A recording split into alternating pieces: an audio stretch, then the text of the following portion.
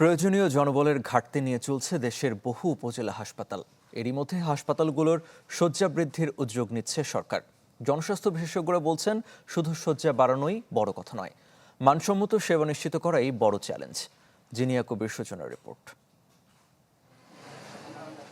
নাটোরের সিংড়া উপজেলা স্বাস্থ্য কমপ্লেক্স। এখানে 50 শয্যার বিপরীতে প্রতিদিন ভর্তি থাকেন 120 থেকে 150 জন। বহির্বিভাগে আসেন 800 থেকে 1000 রোগী। হাসপাতালটিতে চিকিৎসকের পদ 46টি, কর্মরত 21 জন। এর মধ্যে 5 জনই রয়েছেন প্রেষণে। নার্সের 34টি পদের মধ্যে শূন্য 2টি। তৃতীয় শ্রেণীর 109টি পদের বিপরীতে কাজ করছেন 70 জন।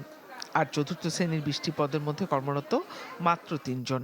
50 শয্যা বিশিষ্ট হাসপাতালে 50টা রোগীর জন্য খাবার দিই। যখন দেখা যায় যে একটা রোগী খাবার পাচ্ছে না বা বেশি গরিব টরিব, তখন আমরা অন্য রোগীদের কাছ থেকে অন্য রোগীকে একটু কমাই দিয়ে ওই রোগীদের একটু ম্যানেজ করে দেওয়ার চেষ্টা করি। আমাদের 50 বেডের হসপিটাল হলেও প্রতিনিয়ত প্রায় 1 থেকে 150 রোগী ভর্তি থাকে।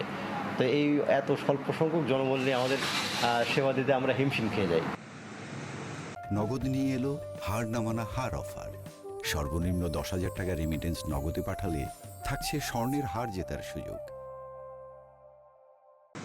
উপজেলা পর্যায়ের এমন পরিস্থিতিতে 50 শয্যার হাসপাতালগুলোকে প্রথমে 101 শয্যায় বাড়ানোর সিদ্ধান্ত নিয়েছিল সরকার। তবে স্বাস্থ্যমন্ত্রী জানালেন, এটি আরও বাড়িয়ে 151 শয্যায় উন্নীত করার পরিকল্পনা রয়েছে।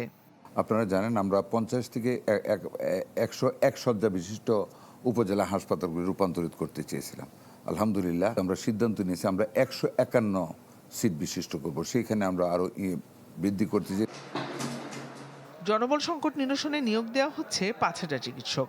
5000 ডাক্তার নিচ্ছি, আরও 2500 টেকনিশিয়ান এবং 2500 নার্স নিয়োগের জন্য আমরা চিঠি পাঠাবো মিনিস্ট্রি অফ ফাইন্যান্স ইনশাল্লাহ। জনস্বাস্থ্য বিশেষজ্ঞ অধ্যাপক বেনজির আহমেদ বলছেন, প্রান্তিক পর্যায়ে হাসপাতালে শুধু শয্যা সংখ্যা বাড়ানোই বড় কথা নয়, বরং মানসম্মত সেবা নিশ্চিত করাটাই চ্যালেঞ্জ।